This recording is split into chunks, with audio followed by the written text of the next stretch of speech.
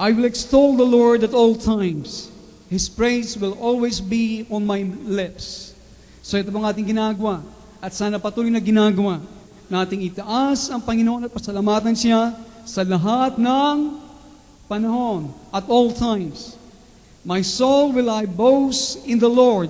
Yan ang ating pagmalaki. Ang ginagawa ng Diyos sa ating mga buhay. Let the afflicted hear and rejoice.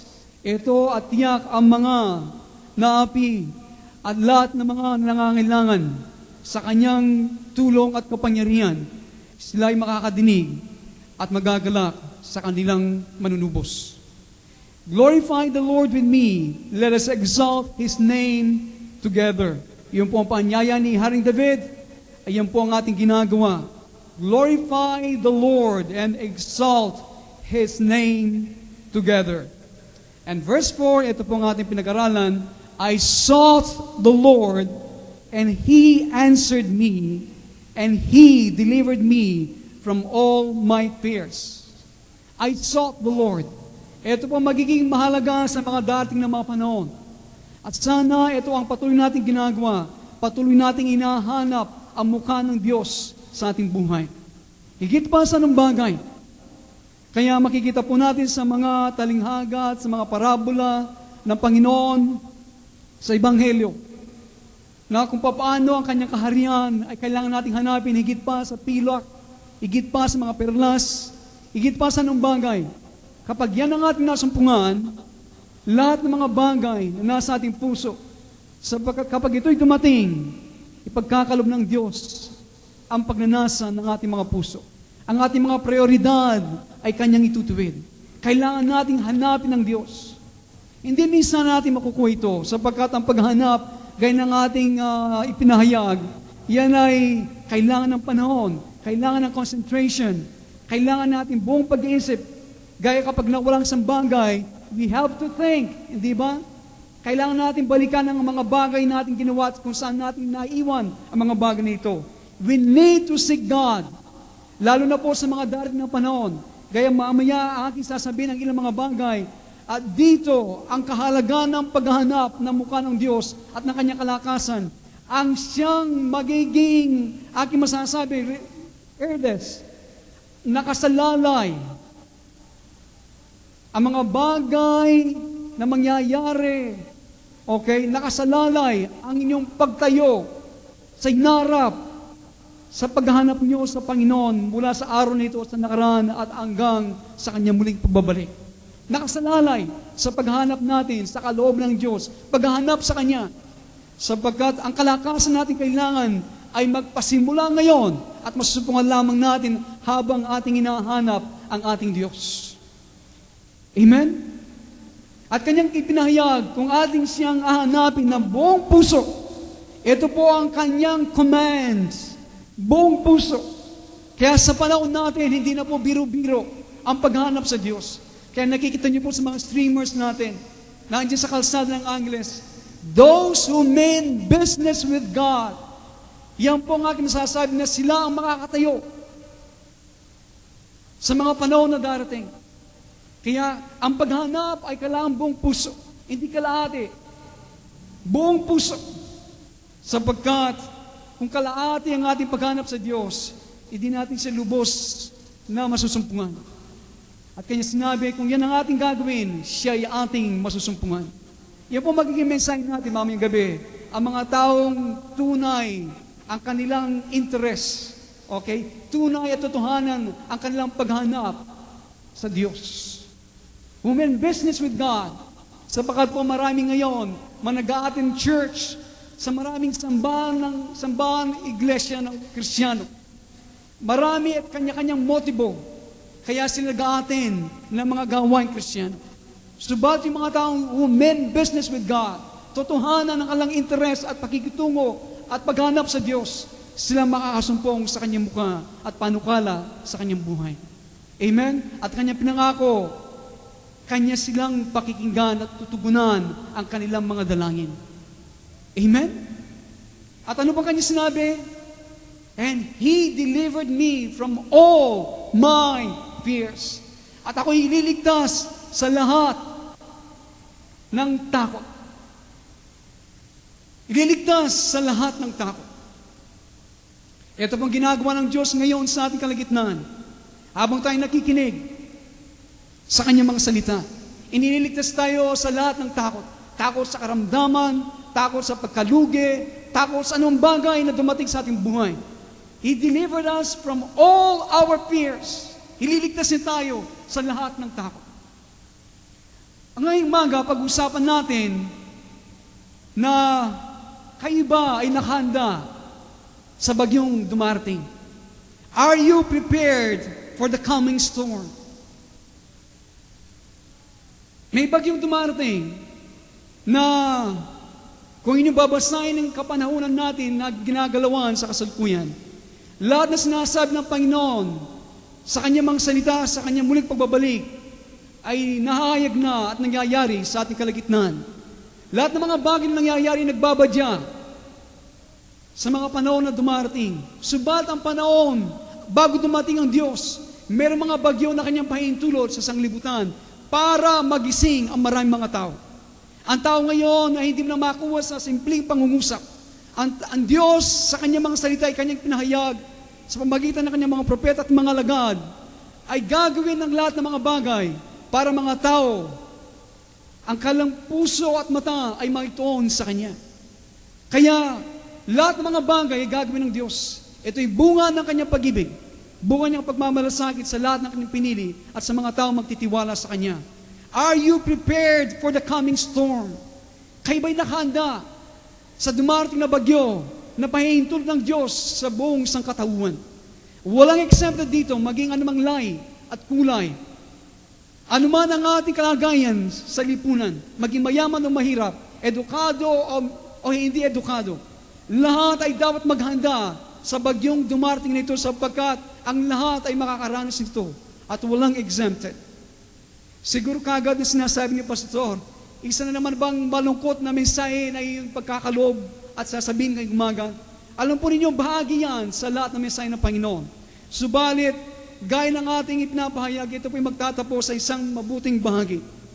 Bilang mga pastor at manggagawa ng Panginoon sa kasalukuyan, kami ay ginagawa ng Diyos bilang watchmen, mga tagabantay sa mga bagay na mangyayari. A watchman ay kailangan, sila ay tumatanaw sa malayo kung mayroong kaaway na dumarating sa isang muog. Yan po ang aming bahagi bilang inyong pastor at manggagawa ng Diyos. Kaya, ang mga bagay na sinasabi ng Panginoon ay mahalaga. Si David Wilkerson, isa pong lingkod ng Panginoon na nasa Amerika, hanggang ngayon siya po'y buhay, subalit siya'y matanda na, maraming ipinahayag ang Diyos sa kanya sa pamagitan ng pangitain. At marami po sa kanyang ipinahayag patungkol sa Amerika.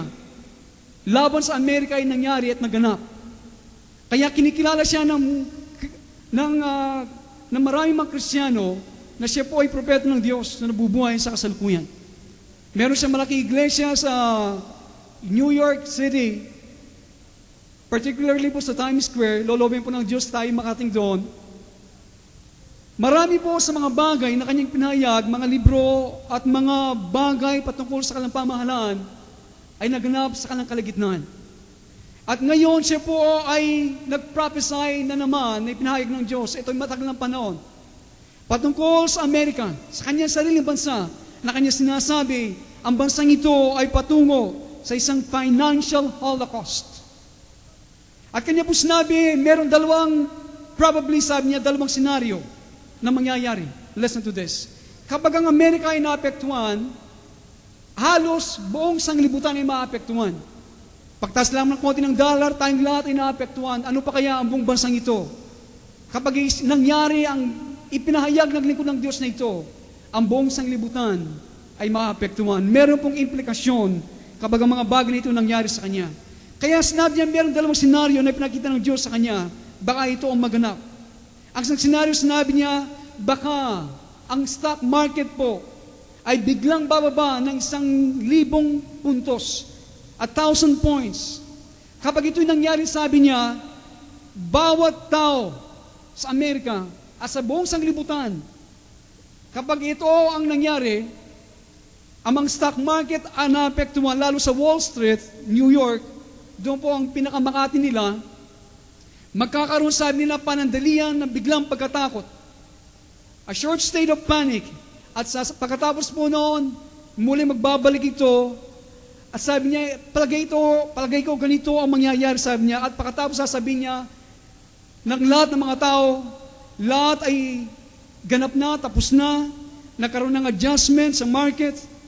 Subat alam po ninyo, ang stock market mula pagkatapos ng nangyari mga bagay na ito, ay magkakaroon ng malaking pakikipagsapalaran. Ang New York Times, sinasabi po niya na, listen to this, thousands of lawyers and doctors and people from all walks of life have quit their jobs. Ito po sinasabi ng New York Times.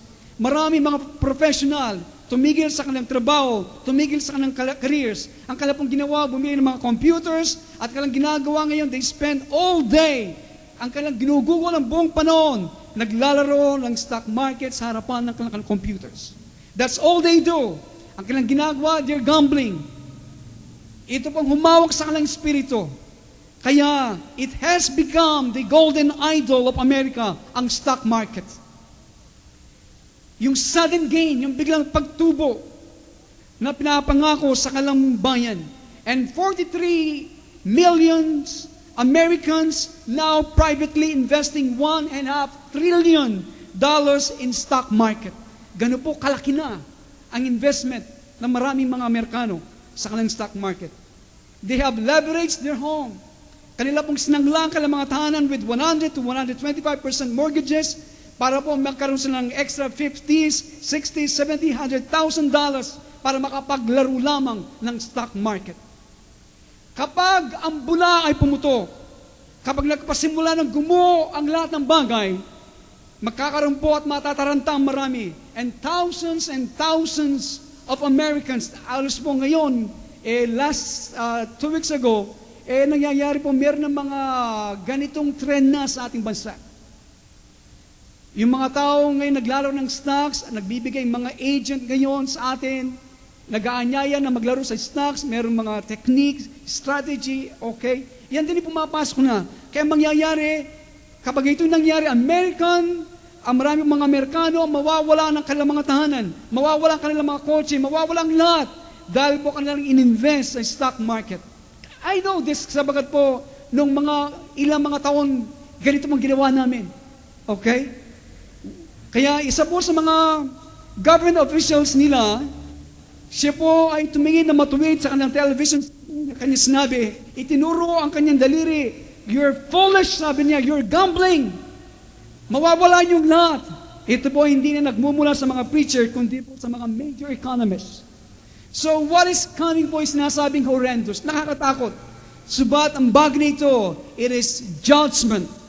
Paghahatol ng Diyos sa bansang ito, natin nakikita na nagiging palalo at tayo ay sumusunod sa Kanya. So, kung atin pong aalamin ang balita ngayon at maging aware tayo sa kapanahunan nating ginagalawan, you know that Indonesia now is going into depression. Ang Indonesia, how many islands, millions of people, sila po ngayon patungo sa paghihina ng kanilang negosyo. You look at Russia, is about to default on its international loans. Ang Russia, dakilang bansa. Socialism and communism. Siya ngayon ay gusto nang tumalikod sa kanyang mga international na mga utang. People have not been paid for months. Nakita ko po minsan niya sa TV. Ang mga kumpanya nila gumagawa ng mga produkto para pagbayad ay mga produkto sa ibang kumpanya.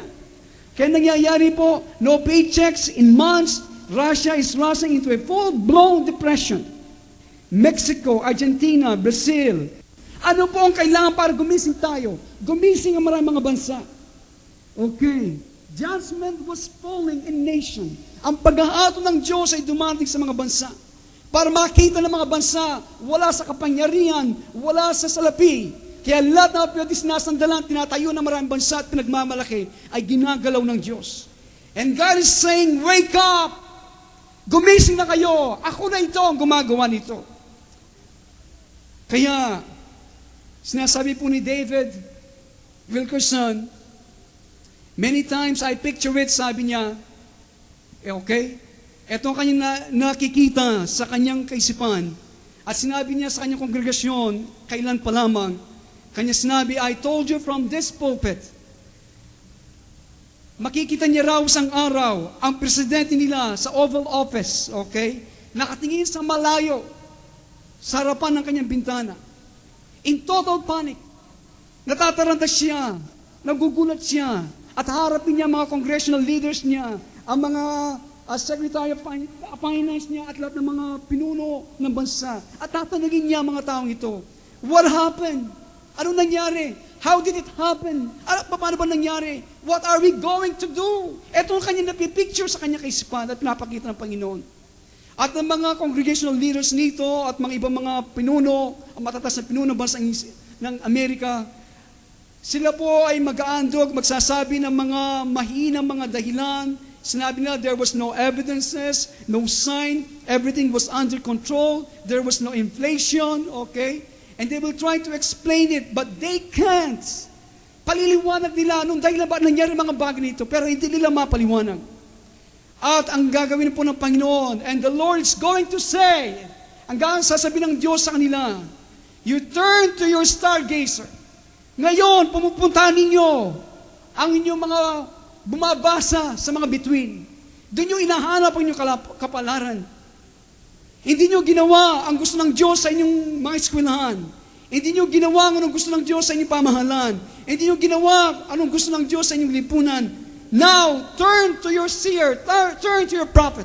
Bumaling kayo, pumuntahan ninyo ang inyong mga propeta. Get your fortune tellers and tell and let them tell how to get out of this now. Yan ang sasabihin ng Diyos kung paano kayo makakalabas sa ganitong kalagayan. So, mga kaibigan, ang mga panahon na darating is something to behold.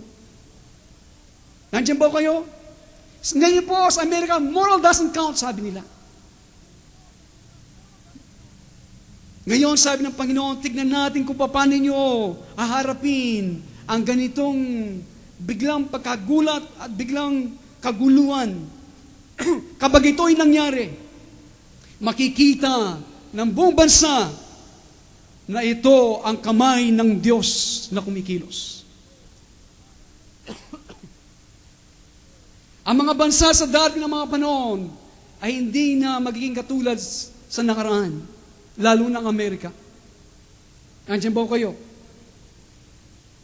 Ngayon sa Amerika, meron tayong nadidinig mga assisted suicide na ginagawa ng isang doktor at marami at libo-libo mga tao namamatay. Even 18 and 19-year-old na mga kabataan ayaw na mabuhay.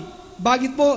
Dahil sa distress, sa pagkabalisa at pagkabagabag na kanilang nadidinig. Committing suicide. At listen to this, magkakaroon po at ating makikita ang mga unassisted societies, masses of societies, suicides of this country. Maraming mga mag-aatim ng suicide, magsuicide sa mga dating panahon, lalo sa bansang ito.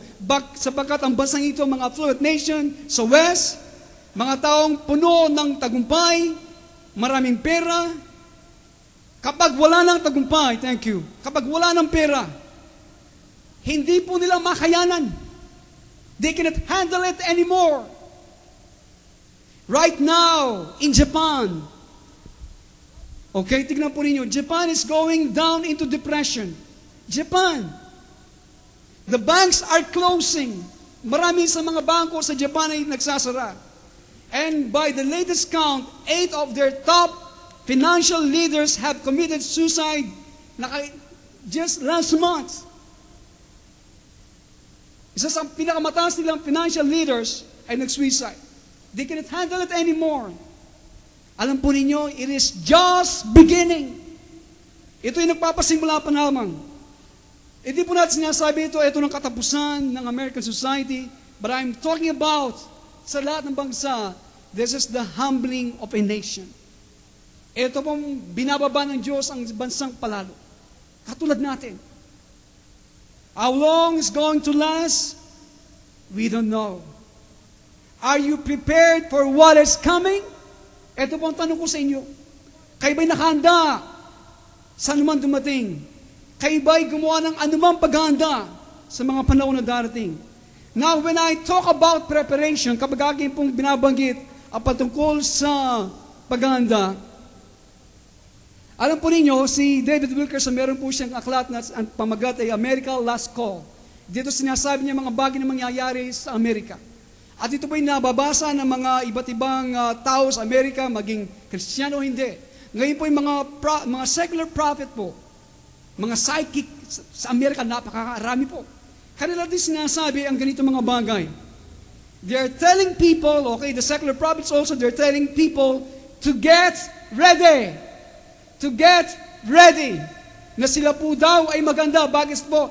Because of the Y2K. Ano po yung Y2K? Ito pong tinatawag na sa computer terminology, ito pong millennium bug. Ang Y2K, yung Y meaning year. Ang 2, ito ang number 2, yung K, 1,000. Ang sinasabi, year 2000. At tayo po, isang taon na lamang, halos nasa ikalawang siglo na tayo. Hindi ba? So, kanilang sinasabi, dahil po sa Y2K, ito po ang failure of the computers. The mainline computers, okay, 1st of January, because the computers are not lined up for the year 2000. So, mangyayari po, they will go back to 1900, wiping out so much information that runs this country. Ang ibig po sabihin nito, sapagkat ang mga computers, kung kayo nakakandi sa mga computers, meron po mga programa yan. Ang Y2K yan po ay millennium bug yan, sapagkat lahat ng mga computer ay binabasa po ang date. Okay? Gaya natin ngayon, 1998 na tayo. Kaya ang mga computers ay pwedeng basahin lamang niya, nakaprogram siya, kapag hanggang December 31, 1999. Kaya yung 1999, yung last 2 digits, yung 1999, hanggang doon lamang ang pwedeng basahin ng mga computers. Kapag sa January 1st ng year 2000, naging 2 zero, ang mangyayari po, ang computer, wala po siyang programa doon, magbabalik siya sa 1900. Kaya mangyayari, mabubura ang maraming impormasyon sa Amerika. Mga mainline computers ang nagpapaikot, nagpapalakad sa bansang ito. Lahat ay computers. Ang kapanganakan ninyo, ang SS nyo, ang etc. etc. Kaya sinasabi po ng mga secular prophets, ngayon po balita sa buong Amerika, sabi ni Sister Karina, tumawag pa lamang. Sinabi niya, maraming mga Kristiyano naghahanda nito, sinabi, they have to be prepared, maging handa sila. Meaning, ano po kanila sinasabi? Kanila sinasabi, gaya na kinasabi, mag-stock ka ng food, get lanterns, get blankets, get low-burning candles. I mean, sinasabi, there's no end. Kind of preparatory talks na madidinig mo sa buong Amerika. Apektado po tayo sa lahat ng ito. Now, ang sumasabi po nito, nagsasalita nito, ay hindi po mga preachers. These are people that are not even religious. Ang mga tao po ito, hindi po sila mga religyoso. Okay? So, sa atin po, wala po tayong problema. Kailangan maging prudent tayo, okay? Maging matalino tayo sa mga bagay na nangyayari when we see these things coming. And Joseph, gaya po ni Joseph, kung hindi po nabalitaan at nakita sa New Testament, siya po ay naghanda ng 7 years of goods for the 7 years predicted prophecy and famines that were coming. Okay? Pero mga kaibigan, meron pong problema sa bagay nito. Nandiyan ba kayo? I want you to listen closely to your pastor now. Makinig po kayo mabuti. And listen, I believe, kay sinabi ni David Wilkerson, he has the mind of God, and I believe this is the mind of God. Clearly on this. There's one thing that God despises, listen, that any of His children face the future with fear.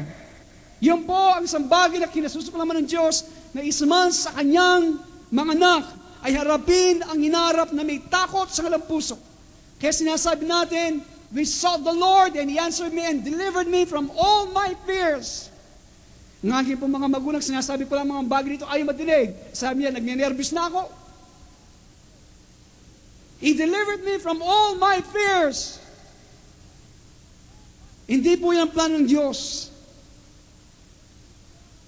One thing that God does not want people to do, listen, isang bagay na ayaw ng Diyos na gawin ng mga tao, lalo kanyang bayan, to go some place and find a safe place. na pumunta sa isang lugar at maghanap ng isang lugar na wala ng panganib at walang peligro at ligtas. Okay?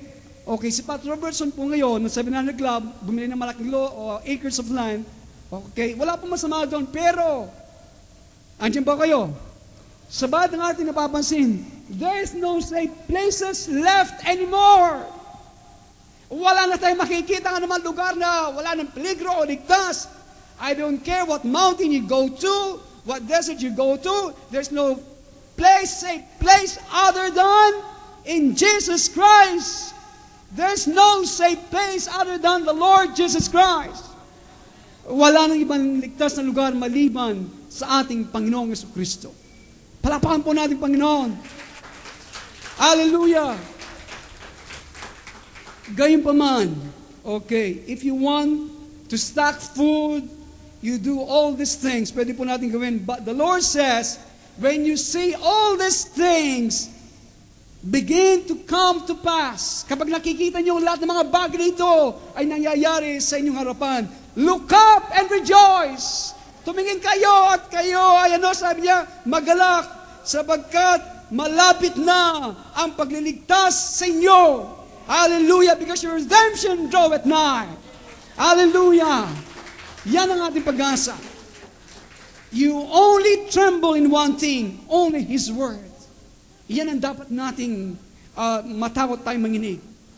You have to tremble at the signs. At kanya po sinabi sa mga panahon na yon, listen, men's hearts shall fail for fear in saying these things. Come on the earth.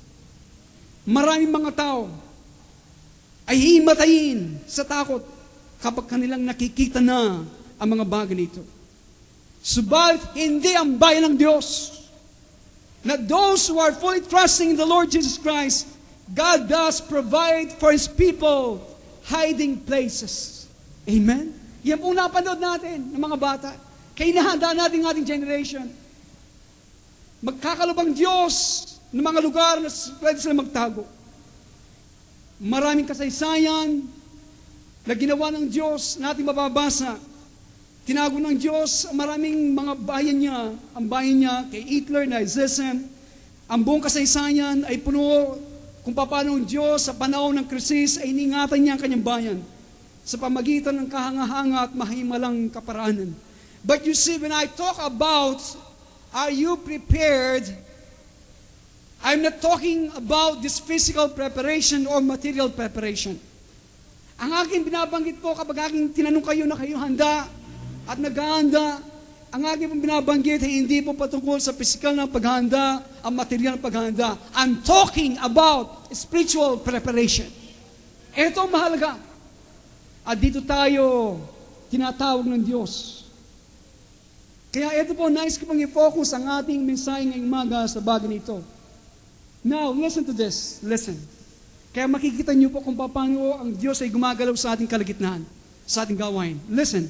Now, most people who study revivals know about the layman's revival. Sino po mga tao nag-aaral, mga Kristiyano patungkol sa mga revival? Ang revival po kapag ito'y dumating, bunga ng Espiritu ng Diyos. Maraming mga Kristiyano naglamig sa pananampalataya, muling iinit, magbabalik sa Diyos, okay, gigising sila, at pagkatapos magbubunga niyan evangelism, at maraming tao ang makakilala sa Diyos, ang magtitiwala sa Kanya. Ito pong revival. Ayun po mga tao na nag-aaral ng revivals, alam nila ang patungkol po sa layman's revival. Ito po nangyari sa Chambers Street sa New York City. Ito po ay naganap noong 1850s. Si layman po nagpasimula ng prayer meeting sa church. Okay, si layman sa pong magagawa ng Diyos. Within 6 weeks, listen to this, the church is so packed na hindi ka na pwede makapasok. Within 6 weeks lamang, 6 weeks, ang church ay napuno, hindi ka na makapasok. At ito po ay mga bagong mga prayer meetings ang nagaganap. Madidinig mo ang pagtangis at pag-iyak sa mga kalsada. Intense prayer went on sa revival na ito. At ang revival nito ay kumalas sa New York City. Because that time, okay, most churches abandoned prayer meetings in New York City. See, sa panahon na yon, maraming mga sa mga iglesia ay iniwan at inalis ang kanilang mga prayer meeting. Very few churches even had a few prayer meetings. Kukunti lamang ang mayroong mga gawain.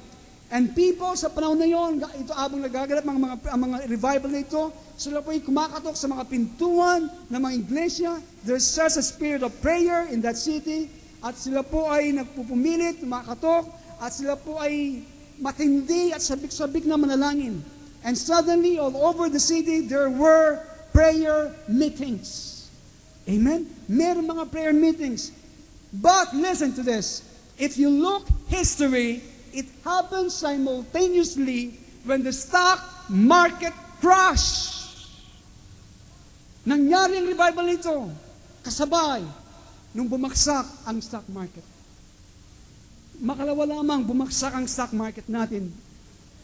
Napakababa. Hindi ko alam kung ilang points.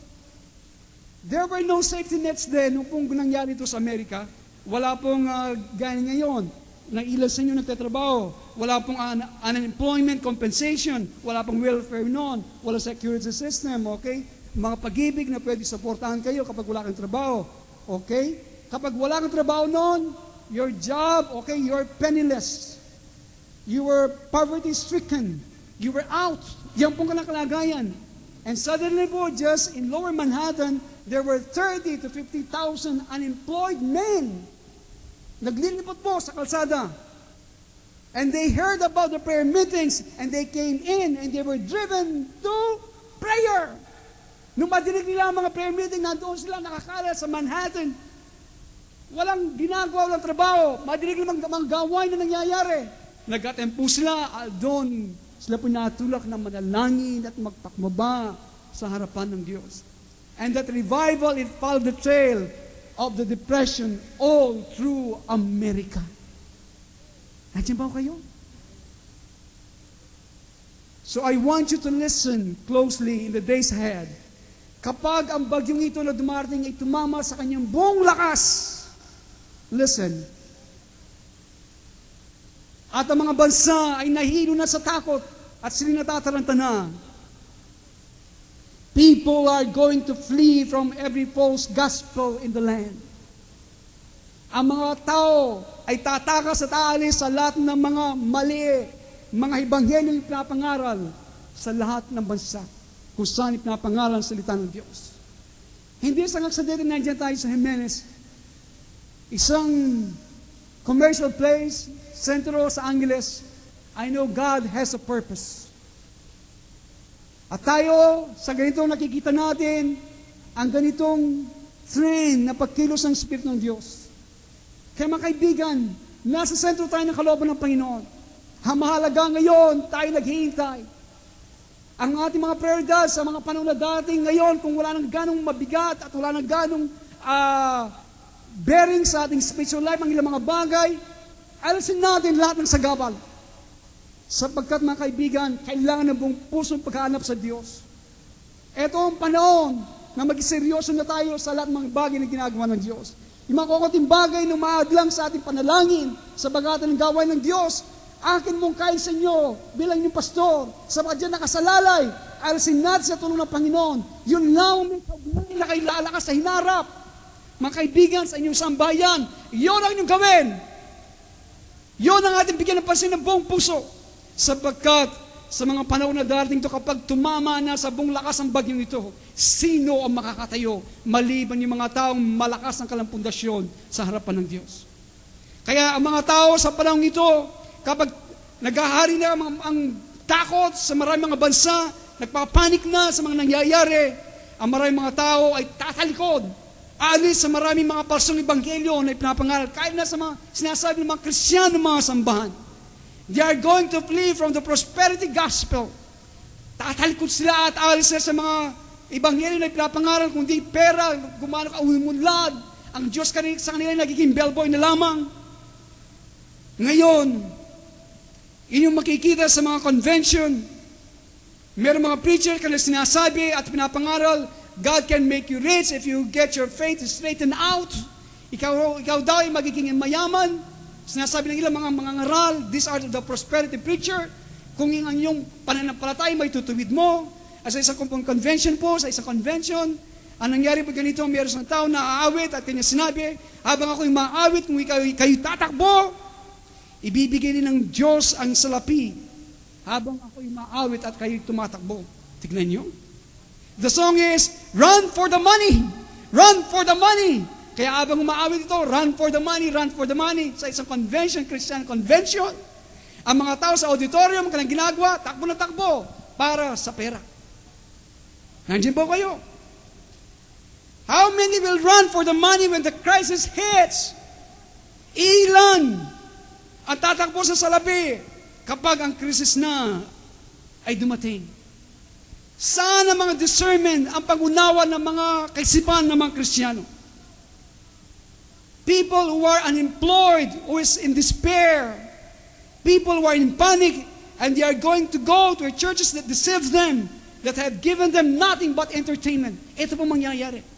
Ang mga taong unemployed, in despair, nagpapanik, natatakot, pupunta sa mga iglesia na naglinglang sa kanila. At walang ibinigay ang iglesia nito maliban, sila ay entertain lamang. At kanilang sasabihin, bakit mo kami nililang? Why did you deceive me? They are going to cry. Listen, itong sisigan ng mga tao sa inarap. Where are the men of God? Nasaan mga lalaki ng Diyos? Sana akong makakakuha ng katugunan, sagot sa lahat ng ito. Where can I get the truths? Saan ko ba kukuha ang katotohanan? I believe, sila po'y tatayo sa mga iglesyang ito. At kanila pong iwawaswas ang kanilang kamao sa kanilang harapan ng kanilang mga pastor. At kanilang sasabihin, 5 taon na ako nag-aaten sa iglesyang ito. Bakit walang isang salita patungkol sa dumarating? Ito mangyayari. Sasabihin nila sa harapan ng kanilang pastor. Bakit hindi mo alam? Kung ikaw ay nananalangin, bakit hindi mo alam ang dumarating? Sa inyo, hindi na po kami nagkulang. Paulit-ulit na sinasabi ko na sa inyo ang mga bagay nito. Pasimula pa lamang ng pagbukas ng taon na ito, sinasabi ko ng mga bagay na nangyayari sa ilan sa inyo. In 1987 po, sa Amerika, ang stock market po nag-crash. Talagang bumagsak. Si David Wilkerson, gaya na sinasabi, ang taong ito, ay tumayo po sa harapan ng pulpito, sa harapan ng kanyang kongregasyon, at kanyang sinabi, sa araw na bago bumagsak ang stock market noong 1987, sabi niya, kung gusto niyo makita kung ano mangyayari bukas, magkita tayo sa harapan ng Wall Street. Doon sa Makati, sabi niya, kung saan ginagawa ang stock market. At nung bumagsak nga sa araw na yon, nandoon siya, nung ito bumagsak at nag-collapse ang stock market. Pagkatapos nung bumagsak ang stock market na ito, sinabi ng newspaper, the Daily News America, the next day, they said, where were all the prophets? Nasaan ang mga propeta? Nasaan ang mga mangangaral? Where was the warning? Saan ang pabala? Bakit walang nagsabi sa atin ano mangyayari? Ito po inalagay sa Daily News nung bumagsak ang stock market 1987 sa New York. Can you imagine po ano mangyayari sa mga iglesia kapag ang mga taong ito ay sumisigaw laban sa kanilang pastor? Ang tanging binigay sa kanila ang ilang mga bagay at entertain nila. How many will be entertained when judgment falls? Ating pinahayag, okay, sa iglesyang ito din. This is the good part of the message, okay? Ngayon po, okay, bago natin iwan ang mga bagay nito, ngayon merong aklat na ating number 1 nata na naging saleable sa Amerika. At ngayon, maraming mga pastor mahawak ang aklat na ito. Ang gumawa nito, sumulat nito, hindi mo siya Kristiyano, siya isang Hudyo, isang computer expertise. Siya po, ang pangalan ng kanyang aklat ay About the Bible Code. Ipinasok niya po ang Pentateuch sa Hebrew, okay, sa computers. At ang nangyari po ang computer para gumawa siya ng crossword puzzle. Okay? At pagkatapos lumitaw ang mga major events na nakaraan. Ang mga pangalan ng mga tao ma-assassinate, gaya ni si Rabin, okay, ng Prime Minister ng Israel, at yung taong papatay sa kanya. Na warningan si Rabin, ang pangalan ng taong ito na mayroong mag-assassinate sa kanya, but he didn't listen. Ito raw lumitaw sa Bible Code. At meron sinabi patungkol sa year 2000 at year 2006. Ang Bible code na ito. So what I mean, we don't really rely on that, but we know there's a storm coming. Amen? Amen? And we have the Word of God. Nevertheless, ating ipinapahayag, ganyan natin sinasabi, there will be 3.5 years bago dumating ang kapigatian na sinasabi ng Panginoon. Meron munang 3.5 years, so to speak, magkakaroon ng dakilang pagbubuhos ng Espiritu ng Diyos. A great revival ang darating bago dumating ang ating Panginoon. Bago dumating ang dakilang kapigatian na ito na sinasabi ng Kanyang salita. Yan ang kapahayagan ng pag-ibig ng Diyos sa atin. Nabibigyan pagkakataon ng lahat ng tao na makita ang kapangyarihan, ang pag-ibig ng Diyos sa sangkatauhan na ibubuhos niya ang Kanyang Espiritu sa lahat ng Kanyang maglingkod. Para makita ng mga tao, eto na ang Diyos nangungusap sa mga taong ito. Wala nang dahilan ng mga tao na kanilang tataas ng kamao at sasabihin, hindi namin alam. Wala kaming nakita, wala kaming saksiyan. Bibigyan ng Diyos ang sanglibutan ito. Sa bawat sulok ng sanglibutan, kailan makikita ang patutuo at buhay ng Panginoon na kumikilos sa mga tao na kanyang hinihanda sa kasalukuyan. Mga kaibigan, magkakaroon ng dakilang pagkilos ang Diyos. Nandinig po yun? Magkakaroon ng dakilang pagbubuhos ng kanyang Espiritu. A revival that is coming. Now listen to me closely. You can be sure there's a great revival that is coming. Pero it is not going to be a kind of revival we see in the land. Hindi po isang revival nakikita natin, katulad ng nakikita natin ngayon na sinasabi ng revival. It will not resemble it at all.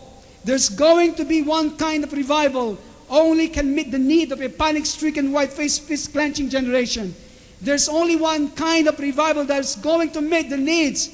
And this is the revival of truth. Ito ang kailangan na makapagpupuno sa pangailangan ng mga tao sa kasalukuyan.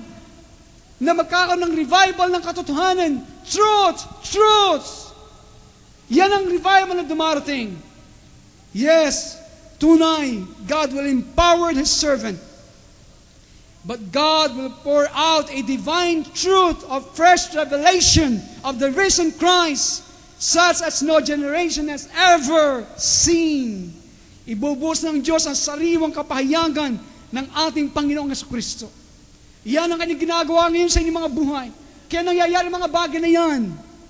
Ibinubuhos ng Diyos ang sariwang kapahayagan sa inyo. Ang kanyang pakikitungo. Lahat ng yan mga pangyayari sa inyo. Sariwang kapahayagan ni Kristo sa inyo. Sapagkat ang generasyon ngayon, mga Pentecostal at mga charismatic generation, sila po'y lumikha ng mga charismatic circus. Meaning, ano pong charismatic ngayon? Tombaan dito, hindi pa? Lundagan dito, wala po dyan. Okay po yan. Kaya nangyayari, naging circus na lang para bagang entertainment na lamang. Para ang Panginoon ngayon, nakikita mo, nag-a-announce sa jeep, o kayo, merong cancer, merong ganito, ketong, etc. Para bang 2-5 na lamang ang mga bagay na ganito. Para bang ganito lang ang pananaw sa ating Diyos. Kaya people who are running after manifestation, marami ngayon mga charismatic, Pentecostal generation. Ang hinahangad ngayon ng mga manifestasyon ng Espiritu ng Diyos, kagalingan, etc. Kailangan po yan. Pero ang nangyayari, they are totally bankrupt of the truth. Kulang sa katotohanan. Kaya ang tanging sagot ng Diyos sa pagtalikod ng marami sa pananampalataya is to bring forth a fresh revelation who Jesus is. Yan ang sagot ng Panginoon. Nandiyan ba ho kayo? Nandiyan ba ho kayo? Kaya sa panahon na darating, magkakaroon po ng sariwang kapayagan ang Panginoon sa atin. That has been His answer sa lahat ng pagkawasak na nangyari sa iglesia. It has been His answer sa depression, to anything else, to bring again in full glory the all-sufficiency of the Lord Jesus Christ. Yan po ang bibigay ng Panginoon at ipapahayag niya. Ang lahat ng kasapatan ng kalwalatian ng ating Panginoong Jesucristo. And that's what's going to come. A fresh revelation until people begin to trust in, okay? Through all circumstances, no matter what's happening, they're wholly dependent on the fresh revelation of the glory of the Lord Jesus Christ. Hallelujah. Yes, magkakaroon po ng powerful ministry in the Spirit that will come in His church. Siguro sasabihin ninyo, when the Holy Ghost come, paano niya ipapahayag ang kanya sarili? I tell you, it's going to be a manifestation far beyond anything you and I can conceive. Jesus Himself, sinabi po ng ating Panginoon, pinakilala niya ang Banal na Espiritu Santo as the Spirit of Truth. Listen to what He says sa John 14:26. But the Comforter, which is the Holy Ghost, whom I will send in my name, when He comes, what He will do? Ano pong gagawin kapag dumating yung Espiritu Santo? Pupunuin tayo ng kilabot lamang? O ibabaksak tayong patalikod? Kasi po ngayon, hihip lamang, gusto bumabaksak na eh. Ganun naging maraming charismatic circles eh. Boom! Puro may pagod kayo. Naging charismatic circles sa marami. Bumabaksak, patalikod. Pero ang mahalaga, inahanap ng Panginoon, we must fall in our face. Tayo magpatiraba sa ating mukha because we are convicted of sin. Sinumbat tayo ng Diyos sa ating mga kasalanan na ginagawa nakatago. Jesus said, He, the Holy Ghost, shall teach you all things and bring all things to remembrance whatsoever I said to you. Ipapaalala niya ang lahat ng mga bagay na ito. Jesus said in John 6:13, when He, the Spirit of truth, has come, He will guide you into all truths. Dadalhin tayo sa lahat ng katotohanan. Kaya mga kaibigan, nandito tayo sa katotohanan ng Diyos. Amen? Amen. Listen. Ang ating Diyos, hindi mo siya makuha na mabibigla mo siya. Lahat ng mga bagay na mangyayari sa hinaharap, ito ay kanyang nakita. Sa Kanya, ang lahat ng bagay ay ganap na. Kaya nasa atin ngayon, ang inyong buhay ay umagos kayo at makarating sa kapahingan ng Diyos sa pagtawag sa inyong buhay. Ang bawat sa atin may kanya-kanyang palad at guwit na kailangan tahakan natin. At kailangan kayo ay nandoon, umaagos sa kanyang kalooban. Kaya ang Diyos po, nakita niyang lahat ng mga bagay na mangyayari. Kaya listen to this. He had men shut away with Himself. In the secret closet, been training for the least 10 or 15 years, these are the men of God. Ngayon, ang Diyos, mayroong mga tao kanyang talagang tinatago para sa kanyang sarili. Sila nasa loob ng iglesia, sila naging Kristiyano sumusunod sa Diyos 10 taon, 15 taon. Sila ang mga lalaki at mga babae ng Diyos. Ang mga taong ito, they don't care about prosperity. Ang mga taong ito, wala silang pakialam kung sila pasasaganahin ng Panginoon o hindi. They don't care about being known, kung sila makilala o hindi. They don't care about money. They don't have any fear of people. Hindi sila natatakot sa tao. Men, they have been shouting with God and the Word. There has been a revelation of Christ in them. And now, they are coming forward. Ang mga taong ito po sila sumusulong. At akin nakikita ang mga taong ito sa loob ng iglesia. I see men, ordinary people. I see you, sumusulong. Mga unknown pastors in a little town, unknown, unseen. Mga manggagawa kayo, mga ordinary mga tao. God has been training. Ang ilan sa inyo, God has been training you. Get ready for what is coming. Maging handa kayo sa dumarating because there will be what? A demand for truth. Maraming hihingi sa katotohanan. There will be people asking, what is the answer? Anong katugunan sa lahat ng ito na nangyayari? And how do we get right with God? Yan ang kanilang magiging tanong. Ngayon pa lang meron nagtatanong sa inyo ganyan.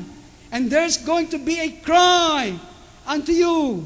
Yan po ang sisigaw sa inyo. Do you believe me? If you don't believe me, listen to this. Ito lamang ang pasimula. Listen. Meron pong article ngayon, kung kayo nagbabasa, okay, this, particularly in America, sa New York Times, ganito po, ito ay kailan pa lamang, siguro last month, meron pong article na tawag ay coming, pagbabalik. Okay. Ang sumulat nito ay 2 tao. At ang 2 tao ito, itong kanilang background. These are people, non-religious, atheistic type of person. Okay? Ang mga sumulat nito, listen carefully. Nandiyan ba kayo? Okay, paintulutan po ninyo na ito yung aking ipahayag sa inyo. In a few minutes, we will end up this message. Ito po ipadadala natin sa ating mga kapatid sa iba't ibang bansa. Okay? So, Meron pong dalawang tao, etong kanilang article, ang pangalan ay Coming, listen, sa New York Times. These are people, non-religious, atheistic, mga taong paniniwala walang Diyos, the type of person. They said, ito po sinabi na, we are living in the most atheistic society in the history of the world right now. Tayo nabubuhay sa isang lipunan na pinaka-atheistic, ibig sabihin, hindi naniniwala na mayroong Diyos. At kanya sinabi, he said, it has all failed, ang mga dalawang writer nito. Lahat ay nabigo. He said, socialism has failed, communism has failed, the age of reasoning has failed, science has failed to satisfy man's needs for peace, politics has failed, New Age has failed, men everywhere, even the successful, are crying out. Listen, there has to be more to life than this. Kahit na yung mayayaman, mga successful, meron pa sabi nila, sigaw nila sa puso, higit pa sa buhay kesa sa kasalukuyan. And now, listen to this. Most amazing of it all, kahanga-hanga po sa lahat ng bagay. Listen, this writer are saying, religion is going to break through. Religion now is going to break forth. Ang reliyon daw ngayon, sa mga panahon na darating, ito ang angat. Sapagkat the new century is going to be, ang darating na siglo ay magiging the age of religion. Ay magiging panahon ng reliyon. Marami ang maghahanap sa Diyos, sabi niya. The amazing thing is this, sabi niya, two men, non-religious men, okay? They are not talking about going to false religion. Okay? Hindi po niya sinasabi ang patungkol pagpunta ng maraming tao sa mga maling reliyon. They say the revival is going to be a religion of Judaism and Christianity. Yan po ang maging reliyon na angat sa panahon at sa pagbukas ng bagong siglo. It will be a revival of religion of Judaism. Ito po ang reliyon ng mga Hudyo at ang Kristyanismo. That's in the New York Times last month. Are you excited? Probably po. This church will be open every night for prayer meetings and it will be packed if God's will. Kaya nandiyan tayo sa Jimenez. These are all preparation. If God will allow these things in His time. So, God is preparing now people. According to Bible history, when judgment comes, people have the tendency just to go into orgy. Ito po minsan kapag dumarating ang paghukom, pag-ato ng Diyos. Okay, sa Bible history, ang mga tao po ay wala ng control, pabigla-bigla. Okay, the majority of people ay itong kanilang gagawin. But there's going to be a host of people. Meron mga ilang mga tao na talagang hahanap at they will hear from God. And it's going to be the greatest time to evangelize in the history of the world. There's a revival coming. The latter rain revival. Amen? Ang latter rain revival na tinuturo ng Diyos sa atin. Amen. Thank God for this. Are you prepared? Tayo ba'y nakahanda?